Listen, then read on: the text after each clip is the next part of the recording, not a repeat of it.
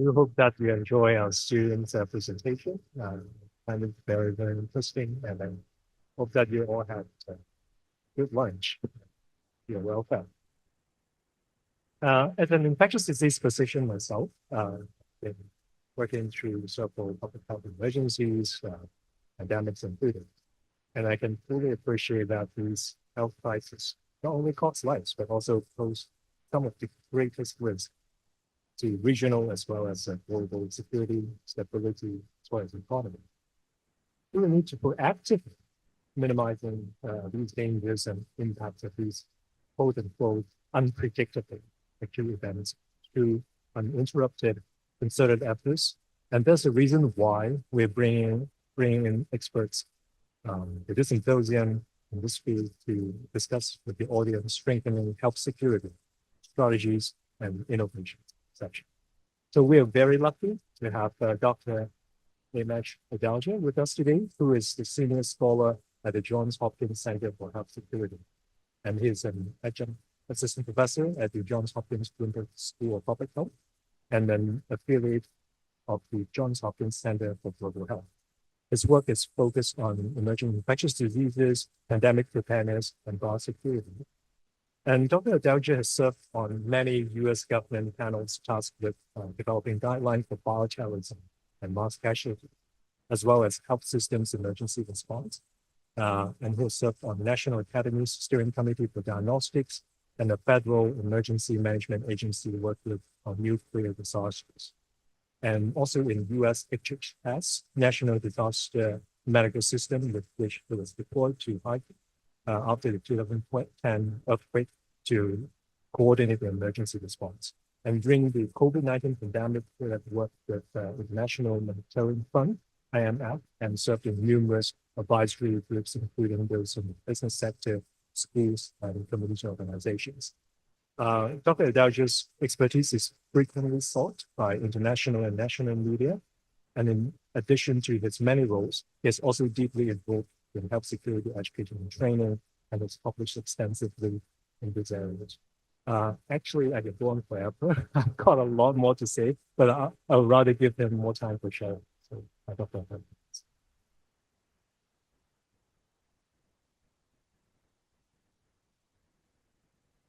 Thanks for that introduction. Thanks for the invitation. It's really an honor to be here at a pandemic institute talking about one of my favorite topics. And what I'm going to do in this talk is kind of, I'm given a task to kind of really concretize what health security means. And as part of that, I'm going to kind of break my talk into a couple of different parts. First, I'm going to tell you a little bit about the Center for Health Security at Hopkins, which is basically the premier think tank in this field that's been around for a while. I'm going to give you a little bit of that history and how it came about and why it came about. Then I'm going to talk a little bit about health security as a field and what it actually means and where it came from. And then I'm going to kind of dip into different projects that I've been involved in or led to give you a kind of flavor of the type of work. I know there's a lot of different people from different backgrounds and students here as well. So this is sort of also meant to give you ideas about projects you might want to work on or collaborate on and think about how public health and health security intersect, because it wasn't always obvious.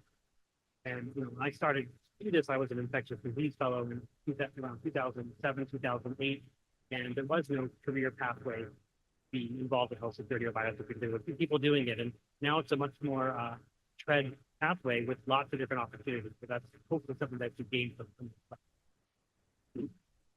So I'm going to start with a few slides on the Center for Health Security. So the mission of the Center for Health Security is to protect people's health from epidemics and disasters, and to ensure that communities are resilient to major challenges.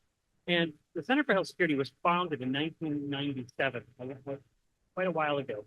And at that time it was affiliated with Hopkins, and in the middle it was involved with the University of Pittsburgh, and then back to Hopkins. But it's always been in Baltimore, and I've always been in Pittsburgh, but that's a different story. But that's how I kind of got involved. But it really works on developing strong preparedness and response programs, having deep awareness among leaders who can drive and implement effective health security policies, and then better national and international connections with experts in the field of health security. And what that means is sort of a mouthful, but that means that we're often in Capitol Hill briefing policymakers, briefing people at WHO, briefing world leaders and policymakers about the importance of biological and infectious disease threats and how important it is to have resiliency, to be proactive so that severe pandemics can no longer threaten the world. And the center has kind of morphed from being focused initially on biological weapons. That was the biggest thing that people were worried about. And then we'll get to that in a second, to being much more broad with health threats. And that's sort of how the whole field has kind of dissipate. One of the things that we want to do is make sure that we're very inclusive with everything. Because when you think about infectious disease, out of any medical or health problem, it is the only one that has a cascading impact on everything. We saw that earlier in the panel, individuals from the business sector. Infectious disease touches everything. And I always tell people, like, one person has a heart attack, they have a heart attack. But if one person has smallpox, that's a worldwide emergency. That's going to affect everything you do, just like we all saw during COVID-19. So as part of that, at the Center for Health Security, we have people in all different fields, including public health law, global health, epidemiology, infectious disease, even anthropologists that work there. We've got people doing AI, healthcare preparedness, mass casualty response, lots of different specialties, because that's kind of what you need to do if you're going to really tackle the health security problem, is really have this 360-degree view of the problem and not silo it. So the fact that this is happening in the business school or in the School of Management makes sense, because that's one of the major factors when we think about resiliency in the United States. We think about resiliency to pandemics and infectious disease threats. The word we use is the bioeconomy. It's our bioeconomy that gives us resilience, which is the intersection of business and biotechnology. So it's not always going to be siloed in the School of Public Health or the School of Medicine. We have to really think broadly about what types of talent you're going to need to get a real handle on this problem. And the Center for Health Security is funded by lots of different people. These are some of the logos. And we get funding from philanthropy, the Open Philanthropy Project, but also many different government agencies, ones that you don't usually think of as being part of public health or public health or infectious disease preparedness, like the Department of Defense, like the Department of Homeland Security. So it's really a broad-based thing that happens across the government, and that sort of is how the ecosystem has evolved in the United States. Some people would like it to be in one place, but it's really scattered through many different organizations, and we get a lot of funding for specific problems that they may have. So what do we do at the Center for Health Security? So we do a lot of research, and we don't do bench research. We often collaborate with bench research, but we're kind of at the intersection between policy and science, trying to translate what's happening in a laboratory setting, translate what's happening in a pharmaceutical lab to what that means for our resiliency to infectious disease. And that can mean we're going to have better countermeasures because of vaccine platforms like mRNA vaccines, or it could be is the question of, does AI make it easier for a terrorist to make a biological weapon? How do we translate what's going on in AI to a threat assessment to the United States, to the US government? And as part of that, we have lots of expert groups, congressional seminars, scientific meetings. And lastly, we're educating a lot of new and upcoming emerging leaders. And we're going to talk about that at the end. And we have some of our emerging leader alumni in the crowd that are from Canada, that are going to go into the panel afterwards, but we do that as well. So it's also part of it is cultivating the next generation of people doing this and trying to give people a pathway in order to really excel in this field in a way that wasn't really available before. So some of our priority areas: global health security, emerging infectious disease and epidemics, medical and public health preparedness and response, which has a lot to do with hospital preparedness, deliberate biological threats, and then, as I mentioned earlier with AI, opportunities and risks in the life sciences. So we've got this big debate on data function going on in the United States right now. That's part of that. So now I'm just going to move into a little bit of discussion about what actually anybody means when we use the word health security. Because it kind of, when it first started being used, people didn't quite know what it meant. People thought it had something to do with initially Hillary Clinton's healthcare plan. When people started talking about it, it has really nothing to do with that. It's really about the global public health security being the activities required, and I've highlighted the word proactive and reactive, to minimize the danger and impact of acute public health events that endanger people's health across geographical regions and international boundaries. And I stress proactive because when you hear people groan when they talk about pandemic preparedness or pandemic fatigue, the reason we have all that fatigue is because we weren't proactive. And that's the problem, is getting policymakers to take this seriously so that they are proactive, because what you find is reactive responses from policymakers. They're always just reacting to what the latest threat is. And they don't actually take action when they need to take action ahead of time. They go through these cycles of panic and neglect where things fall out of the headlines. It's not going to affect the next election, so they don't care about it. And that's what's really put us in this situation. We don't think of global health security the way they think about traditional national security. I'll touch on that towards the end. And I think one of the other speakers had also mentioned health security and national security being really linked. So one of the things that I've been really interested in understanding is how governments or why people start to think about infectious disease threats as a threat to national security. And it's not always going to be what you would do if you were an infectious disease doctor trying to think what are the biggest, most threatening things going on. It really has to do with this concept of dread. The more the population dreads something, the higher the perceived unknown risk, that's when you're going to see these actions. And it all focuses a lot on societal disruption. How quickly does some event change people's behavior? And what's the baseline? What are they used to? So I always give the example of Zika in 2015, 2016. That created a big calamity in the United States, especially places like Puerto Rico, the U.S. Virgin Islands. But it was no worse than rubella in terms of its effect on fetal malformation. But rubella was not in anybody's memory anymore. It was not part of the baseline anymore. So Zika was a whole new threat. And I wrote this op-ed in the USA Today trying to argue, well, we didn't panic this much about rubella. All of our parents and grandparents dealt with rubella and they had a much higher fetal malformation risk than Zika. What's all of this? What's all this concern about? There was a public health emergency and international concern declared over Zika, and it's just because that baseline had vanished. So it's a lot of it is not necessarily always going to be objective. It's going to be what baseline do society tolerate, and what are they used to, and what's new. And remember that infrequent large losses of life have much higher social reactivity versus frequent small losses. So when that's why COVID, that's why pandemics create much more concern than something that's endemic or something that people are used to. And it's interesting, when I first started in this field, there was a lot of pushback on being involved, worrying about anthrax. Do you know how many people died in anthrax outbreaks in 2001, the anthrax attack? 5. Yeah, so just 5. And we used to go to the meetings, and the standard public health people would get very upset and would put the slide on the thing, HIV, like 35 million deaths, and then anthrax 5, and then they would put the funding differences. But it's this thing that there wasn't that same dread of HIV, at least not in 2002, 2003, that there was after the anthrax attacks, because it was such a disruptive event for the United States. And the other point is that policymakers only care if it's really going to undercut political order. That's what they're really worried about. So you have to keep all that in mind when you're talking to policymakers about the threat of infectious disease. And certain ones are going to cross that threshold, and certain ones never will. But that's what's going to make them interested in something or not interested. And I think that's just an important concept to keep in mind, because we're always kind of fighting a losing battle. And I think if you kind of understand how a national security professional, how a government leader thinks about these issues or what's motivating them besides the election, it's this concept. So health security evolved from biosecurity, and biosecurity really started to take off in the United States during the Clinton administration. Bill Clinton had read this book called The Cobra Event. Has everybody read that book? It's a fiction book by Richard Preston, the guy who wrote The Hot Zone. And he got interested in it. So he started to explore it. And it all kind of evolved from the idea of the Soviet biological weapons program. So this is really instrumental in how biosecurity started in the United States. So the Soviet Union had signed the Biological Weapons Convention. They signed that. They were signatory. They weren't supposed to be doing offensive biological weapons.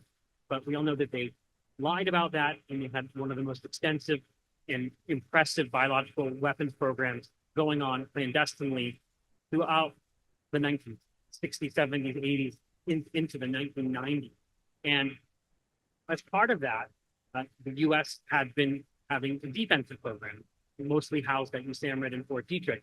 And we've been working on vaccines and countermeasures. We had a stockpile, and all of that was basically ongoing. But it really wasn't concrete to people until the September 11 attack, that followed by the Amerithrax attacks afterwards, where 22 cases,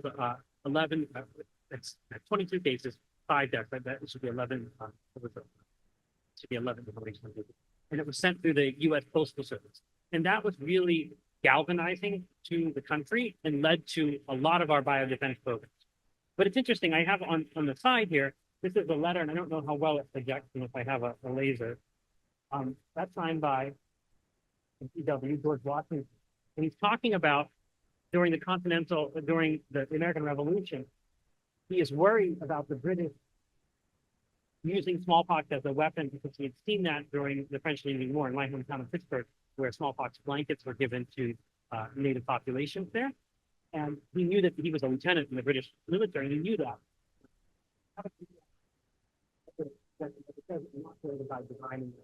You can take my word for it, but he's talking to the Continental Congress saying the British are going to use a biological weapon on them. And he was very, actually here in Canada and Quebec, when his attack on Quebec failed, because of smallpox. And a lot of people thought at that time that the British were sending people into the camps with smallpox to infect the American revolutionaries to create that. So this was something that, even though we talk about September 11 in the Amerithrax case, and which leads to this major program, which we're going to get to the second project, BioShield, it basically had started with the first George W. that in United States history. But these types of letters are what really got people thinking about it. And that's one of the letters. And I just draw your attention, it's not white powder, it's brown powder. But this is one of the letters that was recovered that had anthrax in it. And what that led to, and you can see a picture in the corner there, it doesn't project very well, but that's a very bipartisan picture that you probably wouldn't see. There was George W. Bush, Ted Kennedy, Julie Gerberding, who was the CDC director at that time, all standing around Project BioShield, which was a $5.6 billion reserve fund that the U.S. government developed to advance development and purchase of medical countermeasures. So this happened because when you think about anthrax, plague, botulism, anemia, no pharmaceutical company wanted to really invest in these. They were not something that they were going to get a return on investment when they can make the next Viagra or the next Prozac or the next lifestyle drug. So the government realized that you have to think about countermeasures to these biological threat agents very differently. You have to think of them as national security threats. So they funded them now specifically to make next generation smallpox vaccine, next generation botulism antitoxin, drugs against Ebola, viruses against Ebola, and the virus I mentioned, the vaccines against Ebola, because Canada was instrumental in that as well, in the Ebola vaccine. And it's because there's a high risk of failure, low expectation of profit, much less attractive, and companies weren't going to do it. So BioShield was created to make these countermeasures, so to develop it and incentivize. And part of that, they created another agency, and I don't know if it's that familiar to Canadians, but it's called BARDA, and it's the Biomedical Advanced Research Development Agency. And they basically work on what they call the cliff of death. Basically, something gets through pre-clinical development, and then it needs to get to commercial. And there's this cliff of death where nothing can cross it, and it's especially not going to cross it if it's for a drug, for a virus that may never actually materialize. So that's what BARDA does, is it works with these companies to pull them across that cliff of death to get countermeasures. And BARDA has led to over 100 FDA-approved products, including the COVID vaccine, Operation Warp Speed was part of BARDA. And it's really, I think, changed the way we think about biological threats. BARDA serves in this really critical role to get us products that we're going to use. And they kind of expanded from, these initial category A, category B agents that we talked about, to really working on a lot more. I'm going to talk about that in a second. But they've moved from just these biothreat agents that the Soviet Union had weaponized to thinking about pandemic threats, emerging infectious disease, antimicrobial resistance. It's become something that's very broad-based. And they also, and I'm focusing on biology because I'm an infectious disease doctor, but they also do they work on chemical weapons threats as well as radiation and nuclear threats as well. So BARDA has become kind of this major force in the U.S. government to make sure that we are resilient to. So that's what BARDA was doing. And then around 2005, this morphing into pandemics and emerging infectious disease happened when President George W. Bush read another book. We talked about the Cobra event for President Clinton. President Bush read The Great Influenza by John Barry. And there's lots of pictures of him carrying it around. And he got very obsessed about the influenza. And at that time, 2005, H5N1 had started to increase its activity, especially in places like China, Egypt. There are lots of places where we're seeing outbreaks occur. And he really got aggressive with pandemic flu planning. And a lot of stuff that we do in biosecurity is I keep mentioning George W. Bush, a lot of it is still just from what they started after 2001. And he started proactive vaccine development. All those things that are in the strategic national stockpile are from the 2005 era. So probably they're not really well matched to what's circulating now in terms of the flu. But they started thinking about how do we pre-position vaccines based on what we think might be the next flu strain? How do we ensure that we can manufacture vaccines if there are shortages of eggs? So they invested in cell-based manufacturing. They even invested in ground deer chicken flocks that are secreted away somewhere in the United States. Nobody really knows where they are, but they're supposedly these clandestine chicken flocks that are there in case they need to be used in a pandemic flu chicken-based vaccine. And then also part of this was hospital planning. There was a real concern about surge. So at this time also, Hurricane Katrina occurred, and we saw what happened at Charity Hospital in New Orleans, where they had to evacuate when people died because they couldn't get them out fast enough. That hospital preparedness also became part of the piece for health security, biosecurity, pandemic preparedness. So there was funding going to hospitals directly to prepare for pandemics, which might mean buying more ventilators or working with other hospitals in the metro area to have a lot of situational awareness of what might be going on. So that also then became part of what the government was doing, what became health security, what became biosecurity.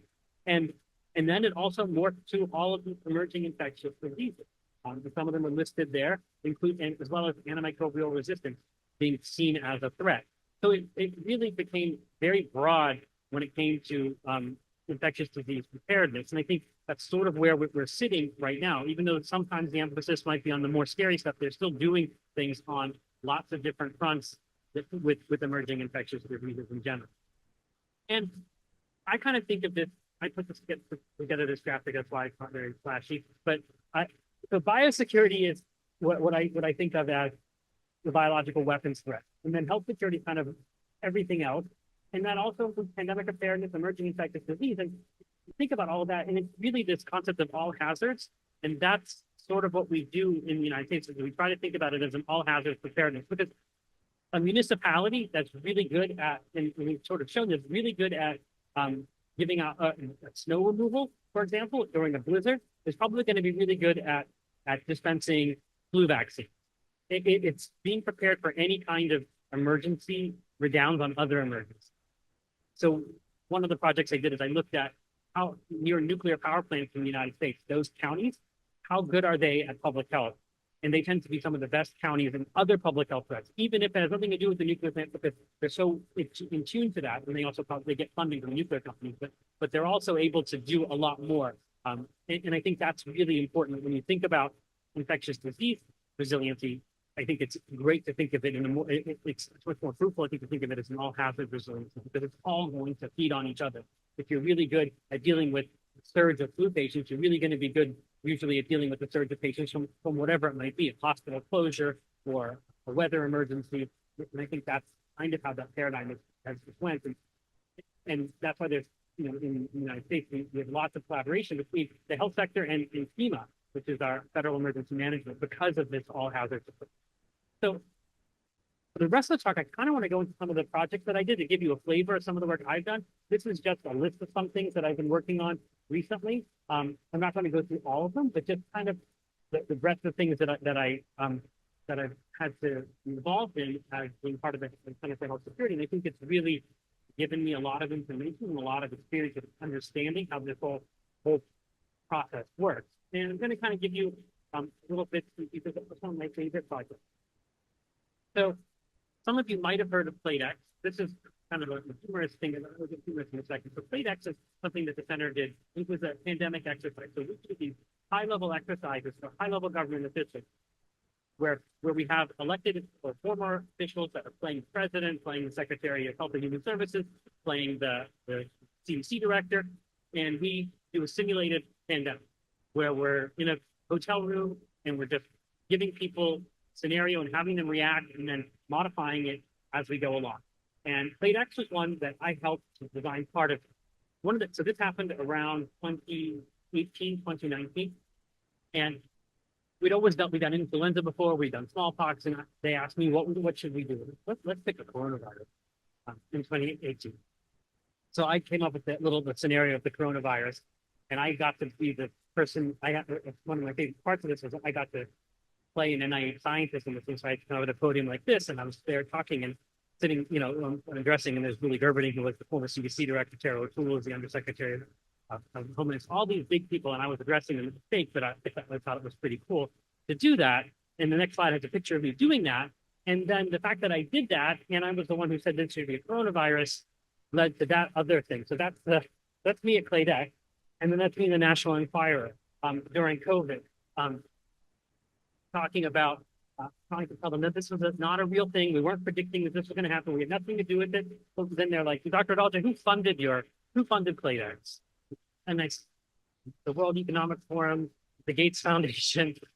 So it's definitely it created this huge conspiracy theory. So if you Google Gates, WEF, my name, you'll find lots of interesting stuff on the internet. But that's there's no good busy going on. And this, I can still remember the interview with the National Enquirer. I'm telling you, they're like, yeah, we understand, we know, but we're not going to write. We know what you're saying. We understand, but this is going to, so I was on this page and Tom Hanks was on the other page because he had COVID. So another thing that I did also that was, I think one of my more important things was trying to understand what can cause a pandemic. And this is probably my favorite project, where I got tired of everybody just listing the same viruses, the same things. And I wanted to know, where did that list come from? And why do you have that list? And nobody ever asked why or how when people say, oh, this is a pandemic threat, this is not a pandemic threat. So I really wanted to come up with a principled methodology to move away from a list-based approach that was based on history and really be inductive about it. So this project, I spent about 6 to 8 months talking to all kinds of people about what can cause a pandemic, what can't cause a pandemic, and how should that influence our preparedness activity? Because if you're a government with minimal or restricted resources and you've got to worry on the biggest health threats, the ones that are going to be disruptive, how do you pick what to focus on? And that's what I tried to do in this project. And as part of that, I tried to come up with what I call the alchemy of the pandemic pathogen. And this all sounds very obvious to people now.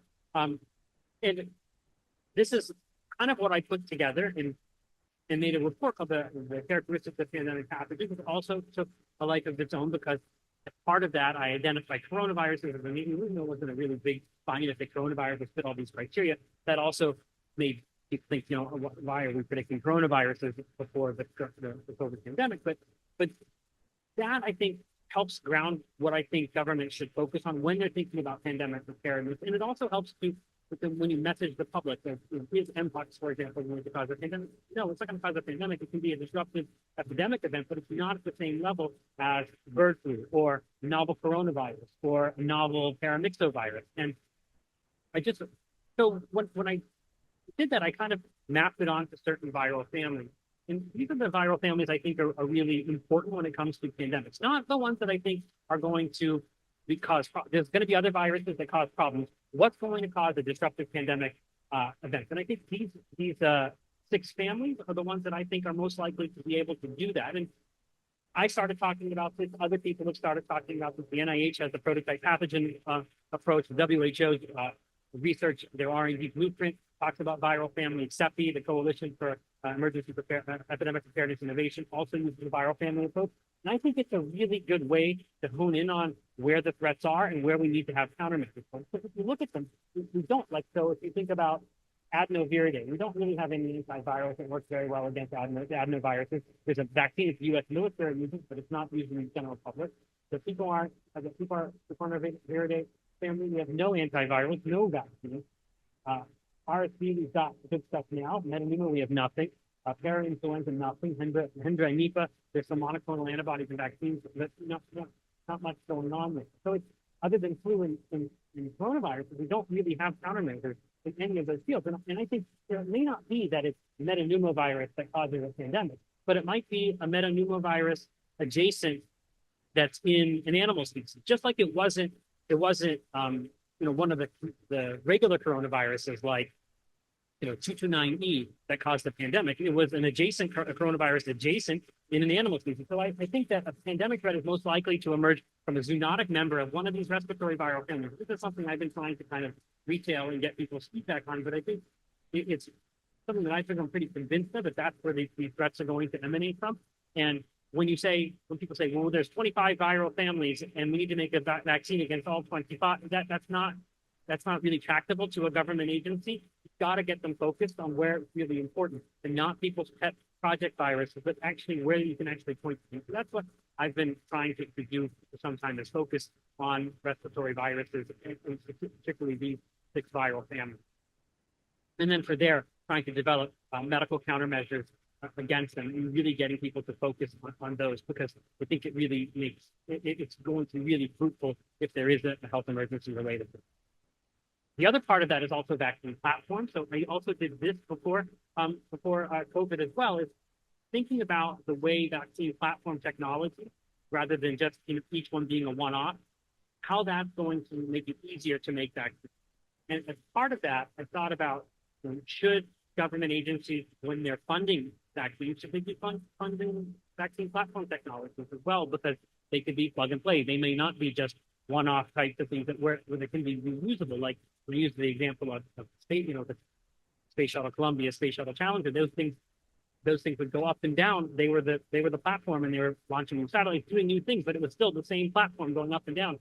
Could you do that with vaccines? And we wrote a report around 2015, 2018, where we really pushed, we saw these conspiracy theories, that we said mRNA and DNA vaccines are perfect platforms. They're going to work really well because the speed with which they can be made. And it's a similar procedure for each target. We also talked about viral vectors like the J&J and AstraZeneca vaccines that we saw for COVID, both these viral vectors, that may be a way to de-risk vaccines for manufacturers and be a way to speed vaccine development. I think prior to COVID-19, the fastest vaccine was the mumps vaccine. It was 4 years. And we had COVID vaccines within less than 1 year using platform technology. So that's something that we really tried to push forward in terms of how the government thought about vaccine procurement and vaccine investment when it came to biothreat agents. I also wrote about at-home diagnostics, which have now become ubiquitous. I started this project before COVID because I was really interested in home flu tests. And it was something that was really hard from a regulatory pathway in the United States. It took about 10 years to get an HIV test for home use through FDA. Now we have multiple home tests like COVID and flu, and now for STIs like syphilis, trichomonas, gonorrhea, chlamydia in the United States, as well as through COVID. And we also have things like smart thermometers that are interconnected, that people can, but the thermometer doesn't actually tell you what disease you have, but it tells you if you've got a fever, and those are all networked. So people have looked at that kind of at-home testing with just a thermometer that's networked, and you can see in COVID that certain cities, or even in COVID waves, their temperatures were all up. The ones that have, even just the super users who had smart thermometers. And I had this idea. I don't know if you guys all watched the TV show The Jetsons, that little cartoon when I was little. They had all these cool gadgets. I always think that someone should be able to go into their kitchen and they swab their nose and they stick it in this toaster thing and tell them what they have. And all that technology exists. And that's kind of my idea for resiliency, is to have, even if not everybody can do it, or maybe only certain people will do it, it's enough to give you a head start. Imagine in some town, everybody's putting these things up their nose and it's coming back negative, but there's tons of people sending these tests. That tells you there's something off. And I think you can use at-home diagnostics. It's a very, I think that's the thing that's time is common. You think COVID-19 basically, at least in the US, the regulatory agencies, that they grew through that bottleneck, because once COVID-19, they showed the feasibility of home testing and it became ubiquitous. Then you saw the flu test come right after that, now STIs as well. Another project I wanted to work on was related to my experience during 2009 H1N1. So I'm a practicing infectious disease critical care and emergency medicine physician. So I kind of toggle between being in the hospital 1 minute and being on the policy end on the other. And H1N1 was something where I saw so much, severe disease occurring and ICUs getting inundated. It seems like nothing now post-COVID, but in 2011, it was the biggest thing we've ever seen. And lots of people developing acute respiratory distress syndrome, ending up in ICUs. And I just have this slide there because I hate it when people say that the 2009 pandemic was mild, because I just want to show you the average age of death, 37.4. That was the average age of death. So if you factor that in the total life years lost, it's a severe pandemic, because the average age of death is 75 during basically a regular season. So if you think about how young the people were that died, there were a lot of life years lost. Even though the absolute number was low, the people who were dying how many years they lost. Makes it pretty severe. But one of the things that happened was lots of people were using heart lung machines, ECMO, extracorporeal membrane oxygenation. That is the clinical there, but it's a very aggressive procedure where you're basically oxygenating a person's blood outside their body. And this was happening for the first time on a large scale in many parts of the world, including the Southern Hemisphere. But in the United States, it was happening kind of in a haphazard way. It gave me this idea, could you think about hospitals being centers of excellence for these people with advanced respiratory infections using ECMO? So this is just a kind of an idea I had. When you think about hospitals that put patients on ventilators, some are going to do it more often than others, some are going to be better than others. If you come up with a system to think of that, because in the United States, for example, on the left, you can see this is my colleagues at the University of Pittsburgh wrote this paper. Not many hospitals have ECMO. You can see there's in the Midwest where there's none. And then mechanical ventilation are places that do a lot of mechanical ventilation. So it's not very well dispersed in the United States. Should we be thinking about doing that during a pandemic where not everybody is inundated? So I came with this question: should providing access to centers of depth and management severe ARDS be part of pandemic influenza planning? Well, we kind of did a thought paper at the center thinking about how to improve the pandemic. And I think we sort of saw that at COVID, that people were getting transferred to places. I don't know if that happens so much in Canada. It's just kind of a little bit different, but it might be easier or harder depending on how you look at certain aspects of it. But we were at least in the United States, young people that would be good candidates, we put on ECMO to have the oxygenated outside their body. They were being transferred to places that could do that. So we started to make that part of the official way we thought about things. And the last thing I'm going to mention before we move to the panel discussion is one of the programs the Center for Health Security does, and I know that there are young people in the crowd or people that are interested in this. It is the Emerging Leaders in Biosecurity Initiative Fellowship, or LB. This is, we're now, I think, in our 15th, 12th, or 15th class. It started in 2012, and it's a competitive fellowship program. Initially, it's funded by the Department of Defense, and now it's funded internally. And we basically try to recruit people to be part of this cohort every year where they have symposiums, calls, webinars, and it's really a way to network in the field and encourage people that apply. We have 2 alumni of this LB program sitting here, and I think as your pandemic institute restores, these types of training and networking programs would be good. And I think that there's a cadre of Canadian graduates from this LB fellowship that could form a core structure to build on this. But it is a way to get people in public health interested in health security and network and understand what pathways there might be. I think that's one of the things that I leave you with is this is something that if we don't cultivate people doing this, it will go away. It won't be something that you need a group of people that are really enthusiastic and interested about this. And if we want to get rid of this panic neglect cycle, if we want to build resiliency, it's really having people that are experts in that field around to be able to be called upon by governments, businesses to be able to do this. Because I really think that health security is national security, and you have to get governments to think about health security and pandemic preparedness as part of national security. Because if you think about COVID-19 and what happened, it was a failure on multiple levels, mostly failures of government. And speaking from the United States, I would say it was a failure of the national governments, the state governments, the county governments, the municipal governments, and the school districts, all the way down. So it was just inaction, evasion, and we ended up with a horrible pandemic in the United States, over 1.1 million people dead, and complete disruption in society, basically fractured along political lines, which will never probably recover. Where you have people like Dr. Gotch, you have to really detail everywhere they go in the United States. So that's all because of how badly they did it. It was all a cascading negative impact on some of the things. So that's all I have formally. And I know I just wanted to add one thing. I think I've heard of a bunch of people in earlier panels talking about the situation in the United States. And just as one American, I would tell you that Canada has always been the United States' best friend and probably always will be. So I don't think of that. I think that I don't know any Americans that have any negative feelings, except for one that has any negative feelings against Canada. So I would just take that to heart, that I don't think that that's representative of the view.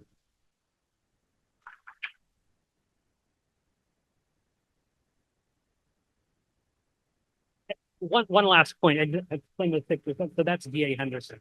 D.A. Henderson founded the Center for Health Security. He was my mentor. He died in 2016. But that's a picture of him getting the the Presidential Medal of Freedom. He was the architect of the smallpox eradication campaign. President George W. Bush giving him the Medal of Honor. George W.'s dad when DA was the lifetime advisor to Gates.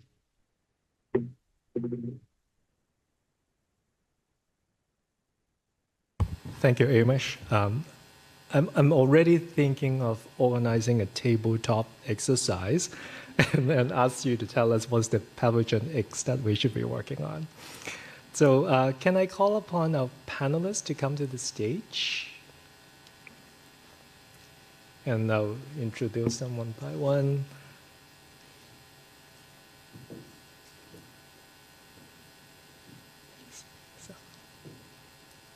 So Dr. Michelle Murty is a public health and preventive medicine physician and is the Associate Chief Medical Officer of Health at CMHO Office at Ontario's Ministry of Health. Her expertise is in communicable disease control, surveillance, emergency preparedness and response, and she has provided extensive scientific and technical advice on Ontario's COVID-19 outbreak management, as well as policy advice on public health measures. She is a member of the Canadian Pandemic Influenza Preparedness Task Group and the High Consequence Infectious Disease Work Group at the National Advisory Committee on Immunization. Michelle has completed her fellowship as an Epidemic Intelligence Service Officer at US CDC and as an emerging leader in biosecurity at the Johns Hopkins Center for Health Security. And Professor Keith Pardee is from the Leslie Dent Faculty of Pharmacy at U of T and the Canadian Research Chair in Synthetic Biology and Human Health. And his works paved the way for more accessible diagnostics that can be adapted and applied at the population level to assist rapid response during public health emergencies. And these include SARS-CoV-2 and other epidemic viruses in low-resource settings. Keith has also completed a fellowship as an emerging leader in biosecurity at Johns Hopkins, focusing on bioweapons and relevant issues on biosafety. And last but not least, Professor David Fisman from our group, the Alana School of Public Health, and he is the lead of IfP's readiness team. David is a physician epidemiologist with research interests at the intersection of applied epidemiology, mathematical modeling, and infectious disease dynamics and transmission. He develops, applies novel methodological tools to track and forecast epidemics to inform public health decisions. David has broad academic interests and has published extensively on the COVID-19 pandemic. And it's him who first brought in the discussion of biosafety as a component in pandemic preparedness and IfP. So thank you. So let's thank our panelists and we'll start our discussion.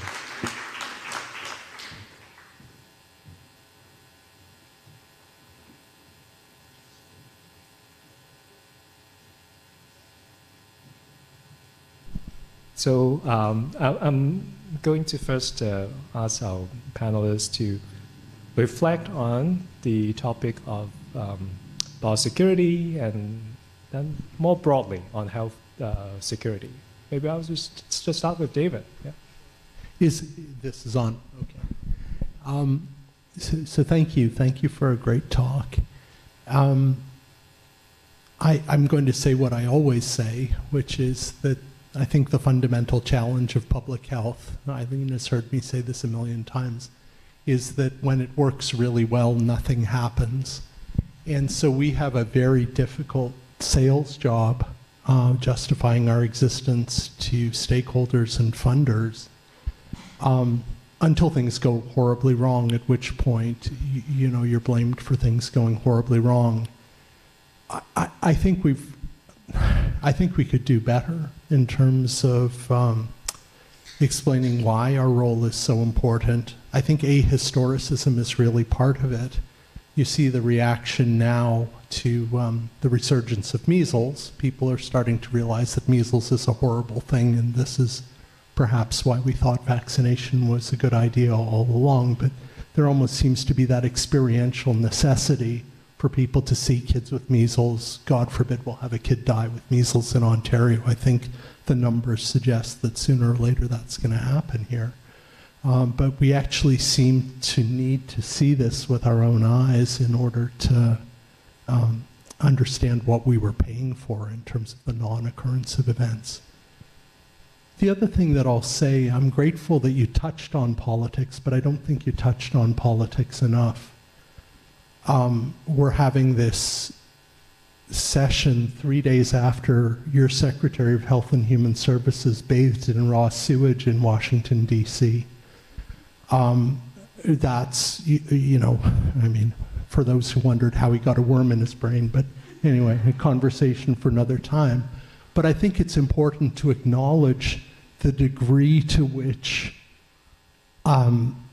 toxic, rage-baiting politics is itself a biosecurity threat, not just in the United States. I think it's been realized in the United States. You have, you know, this incredibly promising technology in mRNA vaccines, both for infectious disease and cancer, that's effectively been cut off at the knees. I'm just back from a meeting in Italy with some of your colleagues at Hopkins talking about indoor air and infection, and again, colleagues from WHO and colleagues from the United States were bemoaning what's effectively scientific vandalism. The destruction of programs, the kinds of programs you described, are being actively destroyed, and I think we're at risk of that here as well. So I think we have to add toxic politics to our list of biosecurity threats. It's very difficult when you work in a political system and folks who are your taskmasters on the org chart and control your funding may be willing to say anything, do anything to get reelected. I think it's a problematic state of affairs, but I think perhaps we can start by articulating our values, articulating what we do, have a clear idea of who we are as a community and what we're trying to achieve, and perhaps we can go from there. Michelle? Great. Yeah, thank you so much for the talk. This was a really wonderful overview and session. So I was LB class of 2019, and there's a lot of competition between the LB classes. So I'd say 2019 was the best one because we were actually the last class before the pandemic. So we did a tabletop exercise of Clade X as our class, and little did we know that when we finished the program in 2019, we would be doing this for real and about 3 months later. So, you know, I think that network and being exposed to people from, you know, influenza vaccine international law, from FBI, from the Pentagon, and that breadth of experience that came together as a group was a network that I really relied on quite a bit through the pandemic. These were people I was reaching out to regularly for information, what was happening in other parts of the world, as well as that different perspectives of how they were each addressing COVID within their worlds. So I think that you know, that necessity that we need to think about our public health programs of having that kind of a lens, that we need to be having that interdisciplinary component to it is really important. But I wanted to add to your slide, it said, you know, health security is national security. I think we need to add to that is global security, because we can't think about health security from a national border perspective, that our global security, we're such an interconnected world. And we know that health security is so different in other parts of the world, and that many countries have almost, you know, no capacity for many of these things in other countries. So we don't think about health security being global security and thinking about the kind of investments that we need to have internationally, then I don't think we can really ever achieve true health security. I think a great advancement towards that is the proposal from World Health Organization in their pandemic agreement and the negotiations that continue towards that, and lots of fundamental concepts that people are trying to embed within that, sort of the right to primary care, you know, the sort of focus on a resilient health systems. One of the really important pieces that I think was introduced when the pandemic agreement was first tabled was the capacity to investigate pandemic origins. And we see this ongoing today. We're 5 years out, and we haven't actually put to bed the concept of, did COVID come from a lab or not? And we saw that very recently, because the President of the United States just signed an executive order last week that actually was decreasing funding for gain-of-function technology citing the fact that COVID may have come from a laboratory. So even 5 years later, we haven't put this to bed. And the World Health Pandemic Organization Agreement had put in concepts into there about the need for the ability to investigate this. And it's really important because we can't be fighting a pandemic and still arguing about where did it come from. And we've had a rapid change in synthetic biology sciences. We know that now people can, for not very much money, get the types of equipment and laboratory in a home lab and synthesize a virus that could be extremely virulent and extremely transmissible and release that as the next pandemic. So if we don't have the tools to investigate, to say, where did that pandemic come from, then I think we're going to be hampered. So it was a good step forward to think about, let's put this in a WHO pandemic agreement. I would say it doesn't really go far enough. I mean, we've seen now what's happened to the WHO, unfortunately, in terms of withdrawal of funding, withdrawal of countries participating in an agreement like that. We need to address that kind of question with the same vigor as a criminal investigation, like an Interpol kind of way of looking at where could this virus have come from, because it's only when we're going to see health and security folks come together, fully investigate it, stand up beside each other and say, yep, we've investigated this. This did not come from a laboratory situation. Will we ever at least try to have some agreement and at least trying to have, putting the conspiracy theories to bed as to where a virus might come from, and then we can get back to the work of actually dealing with the pandemic that has now been occurring. So I think that the kinds of concepts about how can we address the future risks really need to be rooted in some of these concepts about how are we getting prepared for these deliberate types of attacks and this evolving technology. We have very much still ongoing risks from natural causes, but also that potential for deliberate causes. And I think that really kind of calls together the need for health and security forces to come together and really recognize each other's value into that type of investigation, because certainly the outcome of an event like that might probably be detected by public health first in terms of the outcome, but we're going to need to work together to actually investigate and think about how we're going to address if it potentially was a deliberate attack and manage that situation. Thank you, Rochelle. Thank you. All right.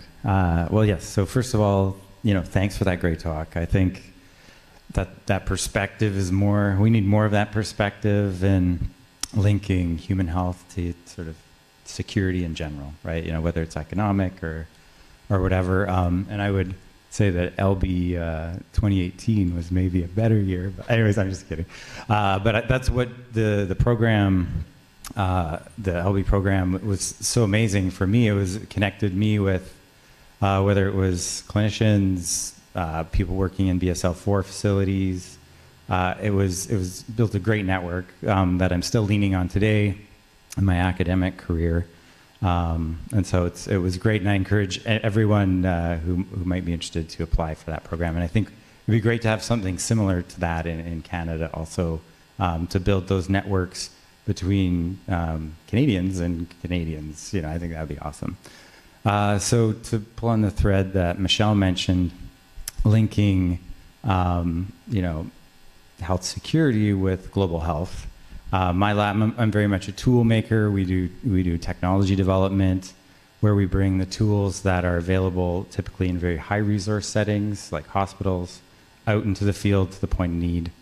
And we do this, we work with the US and Canadian militaries to build tools for high consequence pathogens and toxins. But of course, if you can do this in the field for those types of agents, you can do this for a lot of other public health needs. And so a vast majority of the work we do in our lab is taking those same technologies to low and middle income countries. So we've run patient trials for diagnostics in 4 different countries in South America, and also do work in Asia. And I think that you mentioned the healthcare around nuclear facilities in certain states benefiting. I think that that same sort of knock-on effect has between what we're doing with sort of national security detection. There's a lot of potential to boost global health, and by boosting global health, we could potentially also boost a lot of sort of health back in Canada, but where a lot of these pathogens are coming from, sort of that interface between forests or wild animals and humans. And so, yeah, I think that's it for now. Thanks. Thank you. Amesh, do you want to respond to some of these comments?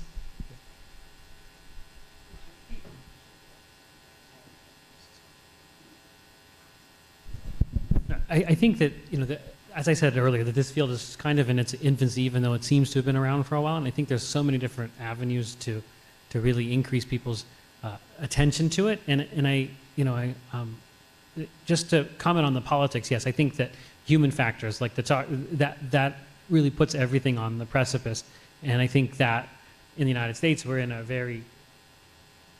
I would say very, very odd situation with the health secretary, with RFK Jr. as a health secretary. And I think that the reason why he was picked was because of all of that. It wasn't some kind of thing that he's been doing this for decades. And I think that's kind of the tragedy of it all, because Operation Warp Speed was probably the signature achievement of the Trump administration that he deserves credit for. And he can't accept that credit because the anti-vaccine movement has become so powerful in the United States that he had to do penance. And that's basically where RFK Jr. has come from. And I think he has the ability to dismantle all those programs I talked about, at least the ones that are in Health and Human Services, not the Department of Defense stuff. But I think that we don't know where it's all going to settle out. And I think there's a lot of uncertainty at the federal level and even at the state and local levels because they get funding from CDC. So everything is kind of all haphazard, and we're all really worried that if any kind of health emergency occurs in the United States, our resiliency is going to be really compromised. And we were already compromised, from COVID to Mpox. The Mpox response in the United States was not very good, and the avian influenza response has not been good at all. And it wasn't good in the Biden administration, and it's continued to be bad during the Trump administration. So it's not something that we take lightly, and I think it's going to be something that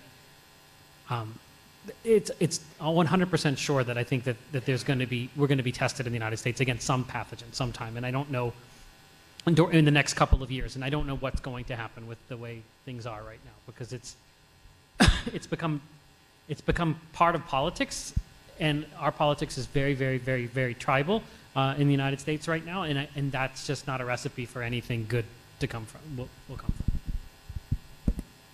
All right, thank you. We can actually take some questions from the floor, so just feel free to raise your hands. You have one. Well, while waiting for the question, maybe I'll just start with one. So actually, I'm sure you have talked about a lot of infectious disease threats, but in the health security program, do you think that we can make it a little broader to even consider some non-infectious disease courses? And also, this is the question for our panelists too. Yeah, health security is much broader, and I think that's part of the reason why we changed our name from the Center for Biosecurity to the Center for Health Security, because we started to work on response to a nuclear detonation, a response to a dirty bomb, or chemical agents. So it was a lot of those types of threats that we started to find there was crossover. And that's where I mentioned earlier that concept of all hazards, that really health security has to be thought of as an all hazards response. And I didn't mention some of the projects I worked on, but I worked on, for example, Superstorm Sandy, which was this big, hurricane level thing that created a major issue in New York and New Jersey where hospitals had to be evacuated. And the Center for Health Security, we studied that evacuation because we thought that was really interesting to understand. How does a hospital evacuate? How do the other hospitals pick up that surge of patients? So yes, I think health security is much broader, and I think you should think about it as all hazards. And even in Canada, you have weather event like blizzard, all of that plays a role in health security and the resiliency of the community to health threats. And I think you have to think of it very broadly to have proper resiliency, and that resiliency in non-infectious disease threats is going to actually increase your resiliency to infectious disease threats because those same skills are going to kind of flex the same muscles. Thanks. David, Michelle? Yeah, I mean, I agree with that, and I think there are opportunities to be efficient because so many of these things link together. I mean, to me, pandemic and emerging infectious disease threats are really under the umbrella of environmental destruction and climate change, consequence of environmental destruction and climate change.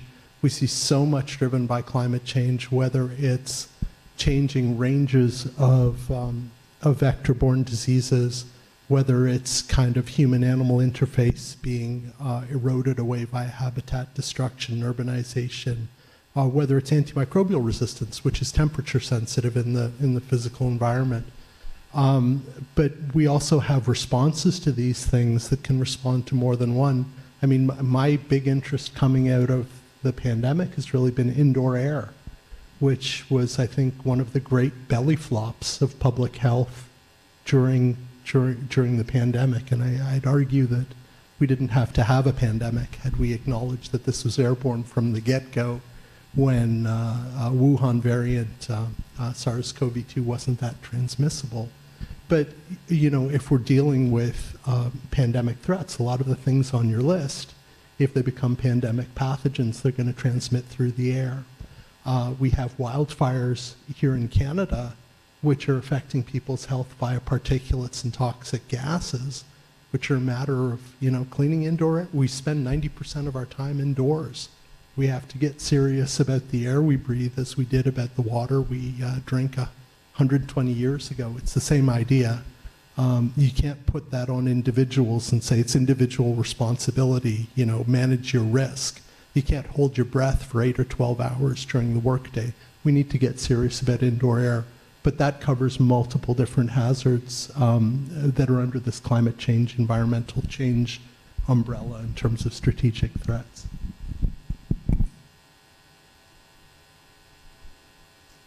Yeah, I mean, I think we have to think more broadly than pandemics and that sort of broader, you know, CBRNE perspective as preparedness. But I also think about it from the perspective of who's most impacted. So when we think about some of the equity-deserving populations who are repeatedly impacted by all these multi-crises, it is the same populations over and over again. So we have, you know, the people who will probably do well because of that resiliency factor are going to continue to do well even in polycrisis, and then the groups who are going to be impacted by any crisis are going to be disproportionately impacted by the multi-crisis. So I think it forces us to think about how we can do better for leveling those inequities for any crisis. Thank you. Well, I guess like one of the biggest shocks to me during the pandemic was just as a technology developer, just how important the social side of pandemic response was. And in thinking sort of holistically, you know, why are we so at risk to these social effects? And I think, you know, really scientific literacy, health literacy can really immunize us against some of these, right? To stop them before they get, you know, to the point where they're basically driving everything we're doing. So, yeah. Do we have some questions from the floor?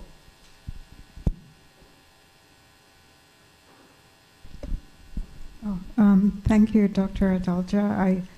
I had a question about some dismaying aspects of, perhaps I could call it commercial ways in which healthcare systems function.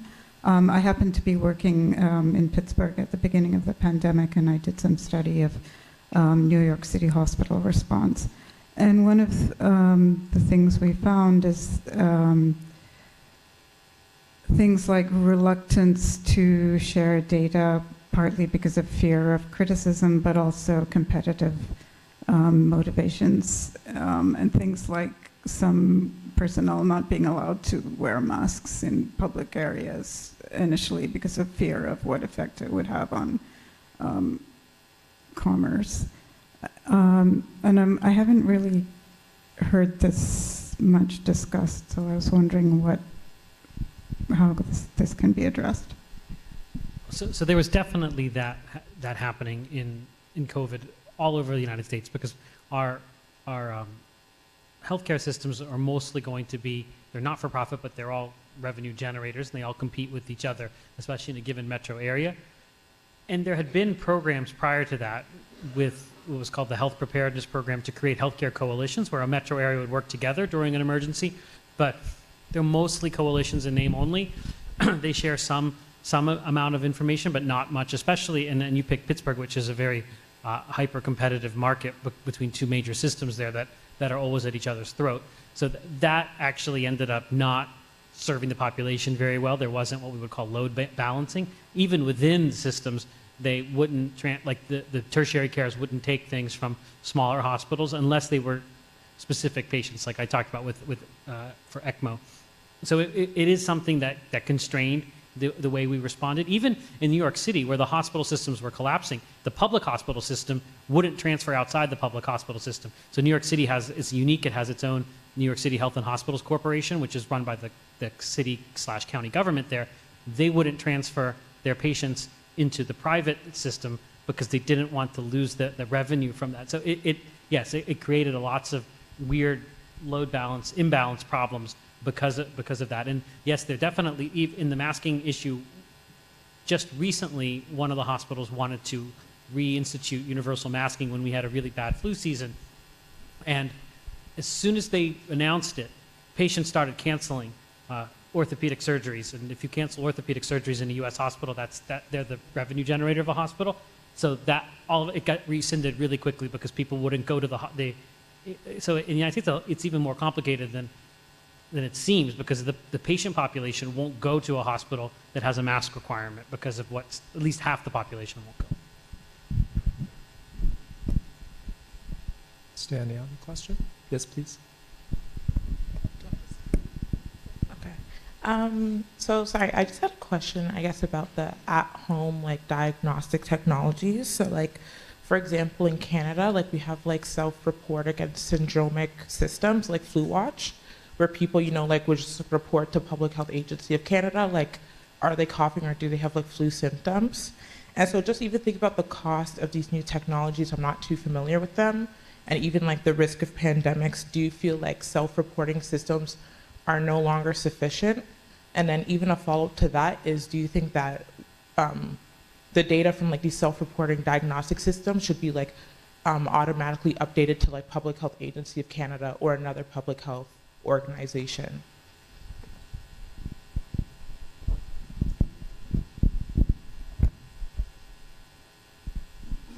Sure, I'll start. Okay, so in terms of cost, I think where the new technologies are going, they're going to be under $10 a test, roughly, when brought to scale. So I think they'll be reasonably accessible. And I think with pairing them with digital technologies, you have your smartphone and you have your test connected to that, it could be a huge benefit to public health.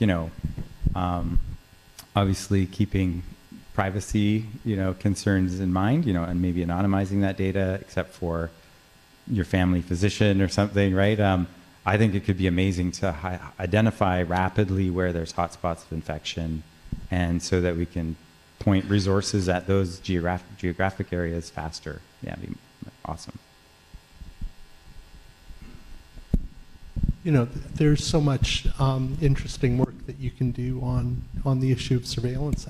I think here in Canada, one of the great tragedies is that, and respectfully, I think testing individual people is tough. And if you want to do it in a meaningful way so that you don't have kind of ascertainment effects and distortions, you really need to think it through from a kind of a sampling point of view. There are marvelous environmental surveillance methodologies that we ramped up to our credit, I think, in Ontario, particularly wastewater surveillance, which my anticipation was that post-pandemic, okay, we've figured this out for COVID, let's now apply this to all the other pathogens that might be of interest in terms of public health surveillance, where we get non-representative information from passive microbiology lab-based surveillance systems. And in fact, we've done the opposite. We've ramped it down and defunded, I think largely at the provincial level. There are other, not to harp on indoor air, although I love indoor air, but there's exactly the same sort of suite of tools that we can use for indoor air. The air around us is a fantastic surveillance resource. To be honest, I've been very surprised that we don't, as far as I know, have any kind of air filter-based real-time surveillance system going on in major Canadian airports for humans with H5 influenza. It seems like pretty low-hanging fruit for a significant public health threat. So I think surveillance systems are particularly useful, like anything that's complicated, if you can view the item, the abstract item that you're trying to characterize from multiple different directions at once. But I think the environmental surveillance systems really had a lot of promise, and I think it's such a shame that we've scaled down rather than scaled up and made them better. We'll have another question, and I say that this will be the last one. So your idea of the vaccines and antiviral treatments for all the strains of respiratory virus, unless I'm missing anything, congratulations, you're planning to cure the common cold. Also, your toaster idea, I was thinking if all of a sudden we actually know what we do have, that would help blow the numbers for long COVID wide open, because then you could just finally associate ME/CFS with different other pathogens. And finally, Ralph Barrick in 2018 also said that the next pandemic was going to be a coronavirus. I think so. Yeah, the people had identified coronaviruses prior to our project talking about it, and I think even before Ralph Barrick, there was a guy named Don Burke who was the dean of the School of Public Health at the University of Pittsburgh and was at Hopkins before that. He had it in an offhand comment in the 1990s that coronaviruses were a family to watch for pandemics. And it's interesting because now people think that the 1889 Russian flu, there's some hypotheses that might have been OC43, which was a coronavirus causing its jumping into humans for the first time. So we don't know how many pandemics coronaviruses have caused historically from the time of the evolution of humans. But I think if you look at its characteristics, it wasn't surprising that a coronavirus caused the pandemic. So maybe I'll just use a few minutes to ask the panel one of my questions. Do you think the H5N1 is going to hit us? Starting from Amesh? Will it be the next pandemic? I don't know, because H5N1 has been around since 1997, and it's been very constrained in its ability to infect humans and has not been able to spread efficiently between them. And yes, it's doing really crazy things right now, infecting multiple different type of mammal species and probably propagating at least in marine mammals. And now we're worried about cats getting infected and what's going on in dairy cattle. But we've not seen it acquire enough mutations to be able to change its receptor preference to be able to spread efficiently. So I don't know if H5N1 will be the one, but I think if you look at it as a trial run, we've done very bad in the United States at containing it. And I think there are scarier bird flu viruses, like H7N9 is the one that I have always thought had much higher potential. But so I don't know if H5N1 will do it, and there's always a chance that it can reassort with a seasonal virus and create something new. But I think that we have to treat it as if it would, and I don't think we're doing a very good job in the United States at treating it. Do you have the next candidate in mind? I don't want to be the National Enquirer again. David, Michelle. I would agree. I think it's been important for us to respond to. I think it's mobilized a lot of One Health initiatives that were not necessarily getting as much traction prior to this. So I think it's been beneficial as a training exercise for us to really start thinking about that potential of could an H5N1 type of virus become the next pandemic. I agree. I actually do worry more about H7 viruses than H5 at this point, just given some of the evolution that we've seen, especially in the Asian birds.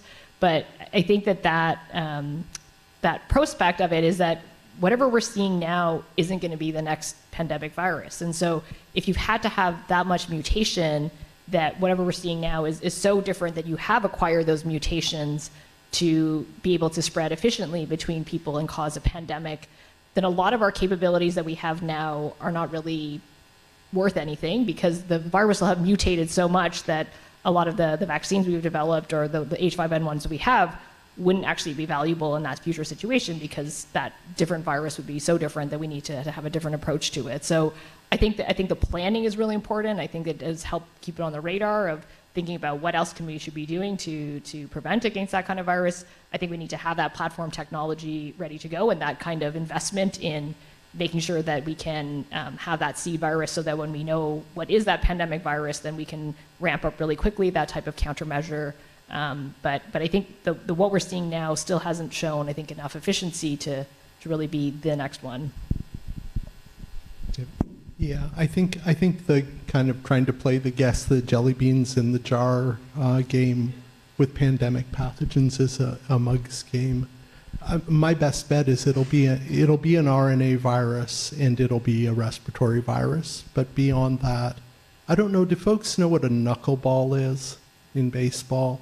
It's a pitch that you throw that has no spin on it, and because it doesn't spin, it moves randomly depending on air currents. So it's an almost unhittable pitch when it's thrown well. We used to have R.A. Dickey was this marvelous knuckleball pitcher who was in Toronto for a while.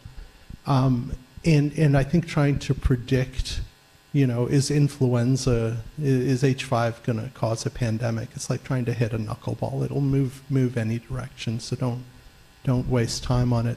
I think Amesh right on. You can look at the characteristics of these things. You can look at, the tools that we have that would work against multiple different kinds of pathogens, be they surveillance, be they kind of planning capacity and surge capacity and health system surge, be they old-fashioned measures like masks and respirators, like cleaning indoor air, like using HEPA air cleaners, portable air cleaners. Those will work against any airborne pathogen. There's a marvelous vaccinologist, Rino Rappuoli. I don't know if folks would know who that is, but he invented a vaccine against Group B meningococcus, which was thought to be impossible because Group B meningococcal surface antigen cross-reacts with or it's similar to myelin. So if you give it as a vaccine to rodents, they get demyelinating disease. He reverse engineered Group B meningococcal vaccine. His comment is that now we can make vaccines on Mars, right? You no longer need the virus, you just need the genetic code. So whatever comes, we do have this amazing capacity. It's one of the reasons the kind of the scaling back of mRNA vaccine research is such a tragedy, is we should actually be able to do the same thing for any pathogen that comes along very quickly, and we should be able to scale that if we invest rather than downscale those technologies. So I think that sort of approach is much more important than trying to, guess which way the knuckleball is going to break. I would agree. I think the best thing is that it's keeping this conversation going and keeping our skills sharp. So we'll see, we'll see what happens. Well, thank you very much. I'd like to thank the speaker and all our panelists for their very insightful comments. Thank you very much.